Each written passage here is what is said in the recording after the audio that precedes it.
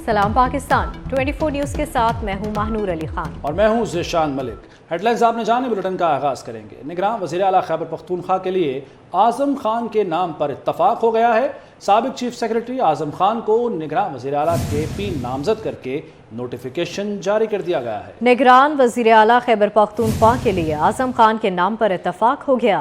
साबिक chief secretary Azam Khan को निगरान वज़ीर आला KP नामजद करके बाकायदा तौर पर नोटिफिकेशन भी जारी कर दिया गया है। महमूद खान और अकरम दुरानी ने साबिक चीफ सेक्रेटरी आज़म खान के नाम पर इत्तफाक किया। आज़म खान को मेरिट पर निगरान वज़ीर आला KP बनाया गया है।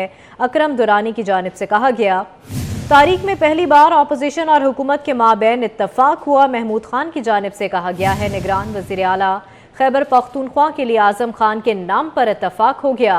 साबिक चीफ सेक्रेटरी आज़म खान निगरान वज़ीर आला के गए हैं। बाकायदा तौर पर नोटिफिकेशन भी जारी कर दिया गया है। निगरान वज़ीर आला खैबर पख्तूनख्वा होंगे आज़म खान, जिनके नाम पर इत्तफाक किया अपोजिशन लीडर अकरम खान दुर्रानी और वज़ीर आला महमूद खान ने। और ये इजलास जारी था जिसमें ये फैसला किया गया, मुतफ़िक़ा तौर पर आज़म खान के नाम का फैसला हुआ और बाकायदा प्रेस कॉन्फ्रेंस करके जिसमें साबिक वफाकी वज़ीर परवेज़ खटक भी शामिल थे, मौजूद थे। ये ऐलान किया गया कि मेरिट पर निगरान वज़ीर आला KP बनाया है आज़म खान को।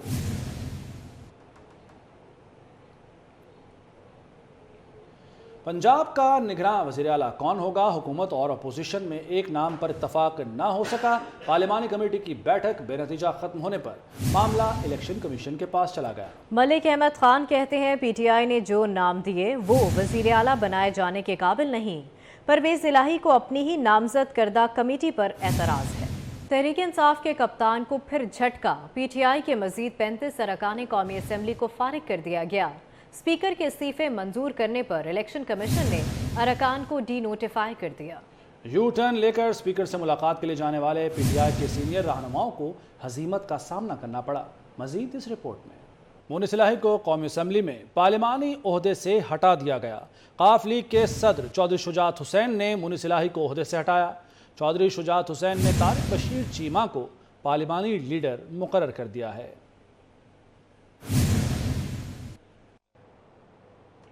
पंजाब और खैबर पख्तूनख्वा में इंतखाबात का मामला। कायद मुस्लिम लीग नून मोहम्मद नवाज शरीफ ने पार्लिमानी बोर्ड तश्कील दे दिया। मुस्लिम लीग नून का पार्लिमानी बोर्ड 35 मेंबरान पर मुश्तमिल है। पार्लिमानी बोर्ड की क़यादत नवाज शरीफ खुद करेंगे।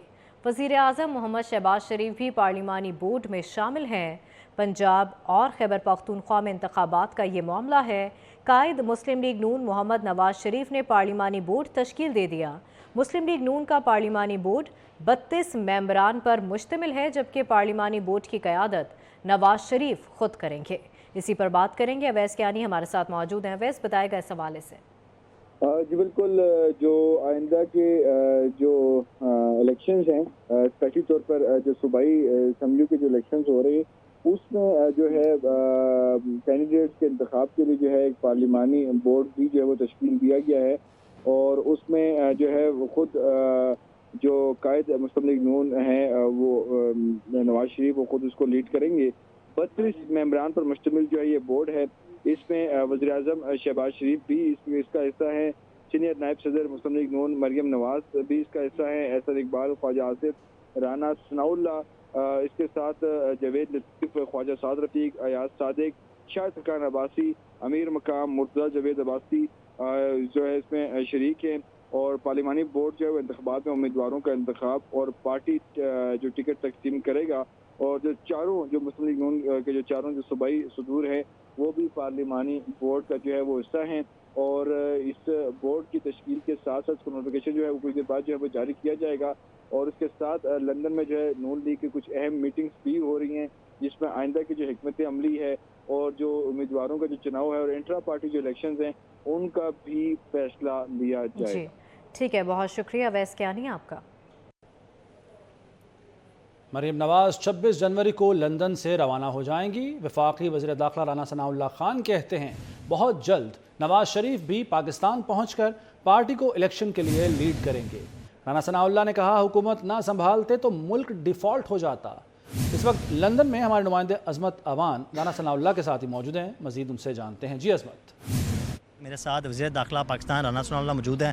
رانا صاحب آج دوسرا روز ہے آپ کے سابق وزیر نواز شریف سے آج طویل ملاقات ہوئی, اس میں کیا فیصلے لیے گئے؟ دیکھیں اس میں مریم نواز صاحبہ جو ہے وہ 26 کو واپس جا رہی ہیں, 27 کو وہ پاکستان پہنچیں گی اور 1 فروری سے وہ اپنی سیاسی سرگرمیوں کا جو ہے وہ آغاز کریں گی. پارٹی کو لیڈ کریں گی پنجاب میں بھی اور جو ہے وہ KPK میں بھی. میاں نواز شریف صاحب نے الیکشن سے متعلق تمام معاملات کو طے کرنے کے لیے جو ہے وہ چارج لے لیا ہے اور کل بھی آج بھی انہوں نے یہاں پہ بھی کافی لمبی میٹنگز کی ہیں. تمام معاملات کو پارلیمانی بورڈ, الیکشن سیل, یہ ساری چیزیں جو ہیں وہ خود ذاتی طور پہ جو ہے وہ ان چیزوں کو دیکھ رہے ہیں. پاکستان میں بھی ان کی مشاورت جو ہے وہ جو ہمارے سینئر لیڈرز ہیں ان کے ساتھ ہوئی ہے اور اس کے بعد پارٹی جو ہے وہ بھرپور طریقے سے الیکشن میں حصہ لینے جو ہے وہ جا رہی ہے. یہ بات طے ہے کہ وہ انشاءاللہ تعالی اس الیکشن مہم کو لیڈ کریں گے. رانا صاحب جنرل الیکشن پر بھی بتا دیے گا کہ جو جنرل الیکشن ہے کیا وہ اپنے وقت پر ہوں گے, کیونکہ PTI تو واضح ہے کہ یہ ہماری اسمبلیاں ڈیزولو کرنے کا مقصد یہ ہے کہ ہم جنرل الیکشن کروائیں گے, تو کیا جنرل الیکشن اپنے ٹائم پر ہی ہوں گے؟ نہیں, ان کا مقصد بالکل پورا نہیں ہوگا. جنرل الیکشن جو ہے وہ اکتوبر میں ہوں گے. یہ الیکشن جو ہے دونوں صوبائی اسمبلیوں کے, یہ آپ دیکھتے ہیں کہ یہ اپریل میں ہوتے ہیں یا اکتوبر میں جاتے ہیں, لیکن ہم نے ان کی تیاری شروع کر دی. ہاں صاحب, آخری سوال وہ آپ سے ہے کہ کل میاں صاحب نے بھی ایک 4 کریکٹر کا ذکر کیا. ان کے نام سے کہا گیا کہ خاص کر جو 2 کریکٹر تھے انہوں نے کہا کہ 2017 میں انہیں ڈسکوالیفائی کیا گیا اور انہوں نے اپنی ذات کے گرد پورے ملک کو گنوایا. کیا ان لوگوں کو کٹہرے میں لایا جائے گا, اور کیا جو غیر جمہوری قوتیں ہیں جنہوں نے 2017 میں بھی اور دیگر بھی پاکستان کی ہسٹری بڑی پڑی ہے, کیا وہ پولیٹیکل ہو گیا یا آپ کو ابھی بھی لگتا ہے کہ ابھی بھی وہ جو سیاست میں مداخلت ابھی بھی کر رہی ہیں؟ نہیں, جو کریکٹر نا وہ 4 نہیں 5 ہیں, یعنی ان کے ساتھ آپ عمران خان کو بھی شامل کریں نا, یہ 5 ہیں. تو رہی جہاں تک مداخلت کی بات جو ہمارے خلاف کی گئی, میاں نواز شریف صاحب کے خلاف کی گئی, اس کو تو اب جو ہے نا وہ خود بھی مانتے ہیں کہ ہم نے یہ سارا کچھ کیا ہے. اس کے بعد انہوں نے ہی پچھلے سال فیصلہ کیا کہ ہم اب پولیٹیکل کردار ادا کریں گے, اور اس مقصد کے لیے انہوں نے پبلک کمٹمنٹ کی ہے میڈیا پہ آ کے, ورنہ کبھی DG ISI اور DG ISPR اس طرح سے نہیں آتے. تو اس کمٹمنٹ کو وہ پورا کریں گے, ہمیں اس کے اوپر یقین کرنا چاہیے. جی بالکل, بہت شکریہ رانا صاحب آپ کے وقت کا. جی بالکل, وزیر داخلہ رانا ثناء اللہ ہمارے ساتھ موجود تھے. انہوں نے یہ بتایا کہ یہ جو حکومت لینے کا مشکل فیصلہ اس لیے لیا کیونکہ پاکستان, اگر ہم یہ حکومت نہ لیتے تو پاکستان ڈیفالٹ ہو جاتا. تو ریاست بھی ہمارے اس مشکل فیصلے کو اون کر رہی ہے. انہوں نے کہا کہ جب یہ اپنے جو جنرل الیکشن ہے وہ اپنے وقت پر ہوں گے اور عوام بھرپور ہمارا ساتھ دیں گے, کیونکہ ہم نے اس ملک کو ڈیفالٹ سے بچایا. ان کے ساتھ ساتھ یہ بھی کہا جب جنرل الیکشن ہوں گے عمران خان کو انہوں نے فتنہ قرار دیا. ان کی جانب سے کہا کہ جو فتنہ عمران خان ہے اس سے چھٹکارا جو ہے وہ بھی مل جائے گا. عظمت اوان آپ کا. خیبر پختونخوا اور پنجاب اسمبلی توڑ کر پھر معیشت پر حملہ کیا گیا. عمران خان کو ملک کو دوبارہ تباہی کی طرف لے جانے نہیں دیں گے. وفاقی وزیر احسن اقبال کی جام شوروں میں میڈیا سے گفتگو. کہا آئندہ انتخابات نئی مردم شماری کے مطابق ہوں گے. اپریل میں نئی مردم شماری کے بعد الیکشن کرانے کے لیے 4 ماہ درکار ہوں گے. ڈیوورس میں جیو پولیٹیکل صورتحال میں سیکیورٹی کوارڈینیشن کے موضوع پر مکالمہ ہوا. وزیر خارجہ بلاول بھٹو زرداری نے کہا کہ دنیا کو موسمیاتی تبدیلی سمیت کئی چیلنجز کا سامنا ہے. مسائل کے حل کے لیے دنیا کو باہمی تعاون سے چلنا ہوگا. تیسری دنیا کی معیشتیں دباؤ کا شکار ہیں. دنیا بھر میں گیس کی قیمتوں میں اضافہ ہوا. پاکستان کو فوڈ سیکیورٹی اور توانائی کے مسائل درپیش ہیں. خطے میں تنازعات کے حل کے لیے مثبت سوچ اپنانا ہوگی. انہوں نے کہا کہ روس یوکرین تنازع کا واحد حل صرف سفارتکاری ہے. روس یوکرین تنازع کے اثرات سے پوری دنیا متاثر ہوئی ہے. یوکرین کے مسئلے پر اقوام متحدہ کی قراردادوں پر عمل ہوتا ہے, مگر افسوس ہے اقوام متحدہ کی قراردادوں میں مسئلہ کشمیر صرف کاغذ کا ٹکڑا سمجھا گیا. Challenges of today in order to construct an order that has the buy-in of the international world. We do hope that the global South has their voices heard, has their perspective included. And if we do go down that path, where you have not only the global North, but also the global South as stakeholders in a new international order, then as far as the economic consequences, or the knock-on ripple effects of this colossal tragedy has had not only in Europe, but not only in the West, but all over the world. Gas prices have gone up in America, but they've also gone up in Pakistan. We've had food security, energy security issues. I think the perspective that we come to, particularly from the South perspective, is that we don't see the Ukraine conflict as the first and only time that international law and the United Nations Security Council resolutions have been violated. We find it ironic that the UN applies in Ukraine but not in Iraq.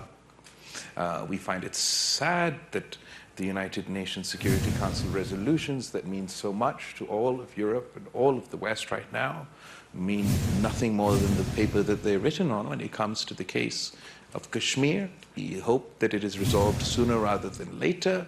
We'd like to see a proactive approach from both sides to also pursue diplomacy in the pursuit of. Social media per petroleum مصنوعات کی قلت کی افواہیں گردش کرنے لگیں. وزارت petroleum نے افواہوں کی سختی سے تردید کر دی ہے. وزارت پیٹرولیم کے مطابق عوام قیاس آرائیوں اور گمراہ کن اطلاعات پر کان نہ دھریں.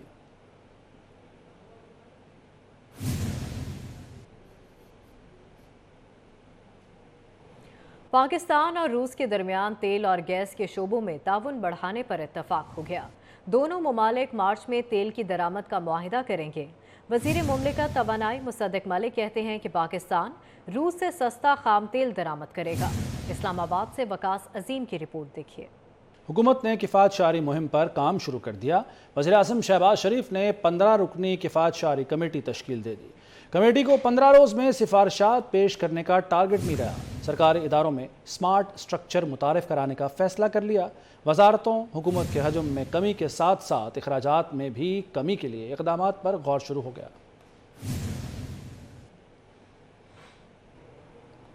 حکومت زرعی ٹیوب ویلز کی شمسی توانائی پر منتقلی کے لیے ہنگامی بنیادوں پر اقدامات کر رہی ہے.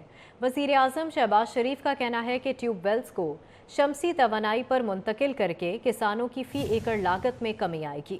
کسان پیکج پر عمل درآمد حکومت کی اولین ترجیح ہے. وزیر اعظم شہباز شریف نے کسان پیکج کے لیے کسان تنظیموں کو بھی مشاورت کا حصہ بنانے کی ہدایت کی. کہا صوبوں سے مشاورت اور تعاون کو بھی یقینی بنایا جائے. خوردنی تیل کی پیداوار مزید بڑھانے کے لیے حکمت عملی ایکسپرٹس کی کمیٹی کی مشاورت سے تشکیل دی جائے.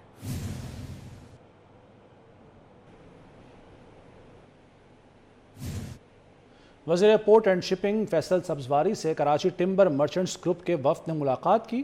ملاقات پاکستان نیشنل شپنگ کارپوریشن میں ہوئی.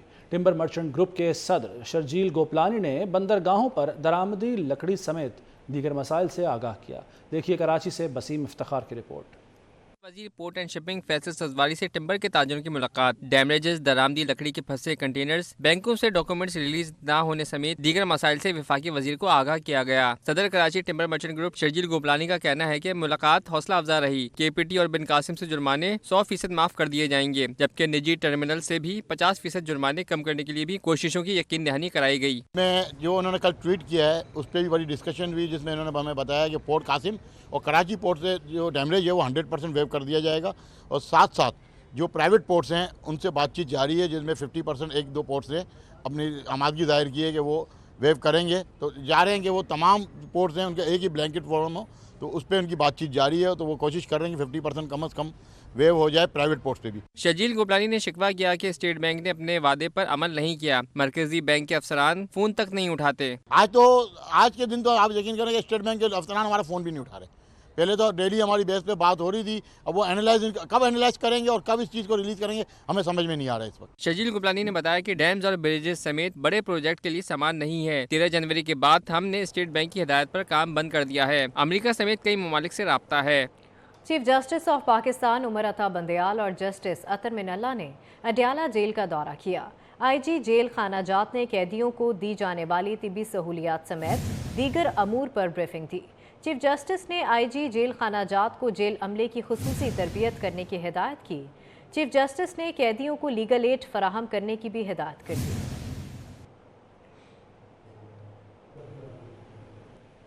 ایم کیو ایم پاکستان نے الیکشن کمیشن سے کراچی میں شفاف انتخابات کرانے کا مطالبہ کر دیا۔ بلدیاتی انتخابات کے سرکاری نتائج 5 روز بعد بھی نہیں آئے۔ وسیم اختر کہتے ہیں چیف جسٹس پاکستان از خود نوٹس لیں، بلدیاتی انتخابات ایسے ہوئے ہیں تو عام انتخابات کا کیا حال ہوگا۔ ننکانہ صاحب میں 1.5 ماہ قبل تعینات ہونے والے ڈی پی او سردار محرن خان نے جرائم پیشہ عناصر کے خلاف کارروائیاں تیز کر دیں۔ سردار محرن خان کہتے ہیں کہ زمینوں پر ناجائز قبضہ کرنے والوں اور عادی مجرمان کو بلیک لسٹ کر کے شناختی کارڈز اور پاسپورٹ منسوخ کیے جا رہے ہیں۔ کرمنلز ہیں ان کے لیے ہم یہ چیز دیکھ رہے ہیں جو بعض اوقات کوئی ایسا ہینیس کرائم کر کے فلی آف کر جاتے ہیں، یا ایسے لوگ جو مختلف جو بدمعاش ہیں جنہوں نے معاشرے کا امن خراب کیا ہوا ہے، قبضہ گروپ ہے، قبضہ مافیا ہے، یا باقی لوگ ہیں جو رسہ گیر ہیں، جو نام نہاد ٹاؤٹ مافیا ہے، ان کے خلاف ہم سٹرونگ ایکشن لے رہے ہیں۔ یہ ہمارے پریونٹیو میئرز میں آتا ہے کہ ان کے ہم دیکھیں گے کہ اگر وہ لائبل ہوں گے جس کیٹیگری میں وہ فال کریں گے کہ ان کے آئی ڈی کارڈز وہ جو ہیں وہ انڈر چیک آبزرویشن رکھے جائیں، اسی طرح ان کے پاسپورٹس کینسل کروائے جائیں، یا اگر ہمیں ریڈ وارنٹس ایشو کرنے پڑتے ہیں تو وہ ہم کروائیں گے انٹرپول کے تھرو۔ جو ایسے جو اشتہاری ملزمان ہیں جو باہر کے ملکوں میں گئے ہوئے ہیں ان کو ہم لے کے آئیں گے، تو ان کے خلاف کرمنلز کے خلاف جو گھیرا ہے وہ تنگ کیا جا رہا ہے۔ نوجوان میں ادب کا شعور اجاگر کرنے کے لیے آرٹس کونسل کراچی میں وجیہ وارسی کے ناول گوگلی سب جانتی ہے کہ تقریب رونمائی ہوئی، جس میں علم و دانش سے وابستہ معروف شخصیات نے شرکت کی۔ راہیل بیگ کی رپورٹ دیکھیے۔ محمود شام کی زیر صدارت ہونے والی تقریب رونمائی میں مختلف شعبوں سے تعلق رکھنے والوں نے بڑی تعداد میں شرکت کی۔ مقررین کا کہنا تھا کہ بچوں کو کتاب سے جوڑنے اور ادب کے قریب لانے کے لیے یہ ایک بہترین ذریعہ ہے۔ کہانی کے ذریعے ہی کتب بینی کو فروغ دیا جا سکتا ہے۔ ڈاکٹر شبنم امان کا کہنا تھا کہ بچوں کے لیے کہانی اس لیے بھی ضروری ہے کہ تخیل کو مضبوط بناتی ہے۔ تقریب کے صدر محمود شام کا کہنا تھا، ہمارے بزرگوں نے ہمارے لیے جن کتابوں کا اہتمام کیا مگر ہم نے اپنی نئی نسل کو وہ چیزیں منتقل نہیں کی۔ تقریب رونمائی میں وارث رضا، حنیف سحر، فرزانہ روحی اسلم، پبلشر فاروق احمد سمیت دیگر نے بھی خطاب کیا۔ کراچی میں سرد ہوائیں چلتے ہی کھانے کے شوقین افراد نے فوڈ سٹریٹ کا رخ کر لیا۔ شہری خوشگوار موسم میں مزیدار گرما گرم کھانوں سے لطف اندوز ہونے لگے۔ شائقین کہتے ہیں کہ کھانے کا اصل مزہ تو سردی میں ہی ہے۔ مزید کیا کہنا تھا شہریوں کا جانتے ہیں نمرا ریاست سے، نمرا بتائے گا۔ بالکل جی، شہر کراچی میں سرد ہواؤں نے ڈیرے جماتے ہی جو شہری ہیں وہ متوالے ہیں، کھانے کے شوقین ہیں، وہ گھروں سے باہر نکل آئے ہیں اور اپنے من پسند کھانے انجوائے کرتے دکھائی دے رہے ہیں۔ اور یہاں پہ آپ اگر دیکھیں، میرے کیمرہ مین اگر آپ کو دکھا سکے کہ یہاں پہ خاصا رش دکھائی دے رہا ہے اور کھانے کے شوقین افراد مزے لے لے کر اپنے پسندیدہ کھانے انجوائے کرتے دکھائی دے رہے ہیں۔ میرے ساتھ کچھ شہری موجود ہیں جو اس وقت کھانا کھانے آئے ہوئے ہیں، ہم ان سے بات کرتے ہیں۔ بتائیے گا اس سرد موسم میں ٹھنڈی ہواؤں میں کیسا لگ رہا ہے آپ کو اور کیا کھانے آئے ہیں؟ میں یہاں پہ بریانی کھانے آیا تھا، اور دوسرا یہ میں لاہور سے آیا ہوں۔ میں صرف کراچی جو ہے وزٹ کرنے آیا تھا، موسم اچھا تھا تو ہم نے کہا باہر نکل کے کچھ کھا لیتے ہیں۔ لاہور کے اور کراچی کے کھانوں کے ذائقے کے حوالے سے اگر بتائیں تو وہ کیسا ذائقہ ہے؟ کراچی میں اگر آپ کہیں سے بھی کھائیں آپ کو اچھا کھانا آرام سے مل جاتا ہے۔ لاہور میں جب کہ آپ کو ڈھونڈ کے کھانا پڑتا ہے، اچھا کھانا آپ کو ڈھونڈنی پڑتی ہیں جگہیں، اس کے بعد جا کے لاہور میں ملتا ہے۔ تو کراچی کے کھانوں میں بہت ذائقہ ہے۔ اور موسم کے حوالے سے کیا کہیں گے، کراچی کا موسم کیسا ہے؟ موسم اگر میں لاہور میں رہتا ہوں ظاہر سی بات ہے تو مجھے اس حساب سے اگر میں دیکھوں تو کراچی کا موسم مجھے پلیزنٹ لگتا ہے۔ یہاں پہ لوگ آگ جلا کے بیٹھے ہوتے ہیں، انہیں سردی لگ رہی ہوتی ہے، لیکن مجھے تو یہ نارمل لگتا ہے۔ تو ہوا نہ لگے صرف اس لیے میں نے جیکٹ پہنی ہے، لیکن یہ بڑا انجوائیبل موسم ہے۔ موسم بالکل ایسا ہے، سرد ہوائیں چل رہی ہیں، لیکن ایسا ہے کہ آپ اس کو انجوائے کر سکتے ہیں، باہر نکل سکتے ہیں، گھروں سے کھانا کھا سکتے ہیں۔ چونکہ یہ لاہور سے یہاں تشریف لائے ہیں اور ان کا یہ کہنا ہے کہ کراچی کے کھانے لاہور کی نسبت زیادہ مزیدار ہیں، لذیذ ہیں، اور لاہور میں کھانوں کو ڈھونڈ کر کھانا پڑتا ہے، لیکن کراچی میں ہر جگہ آپ کو اچھے کھانے دستیاب ہوتے ہیں۔ جی یہ اسٹوڈیو سے فی الوقت اتنا۔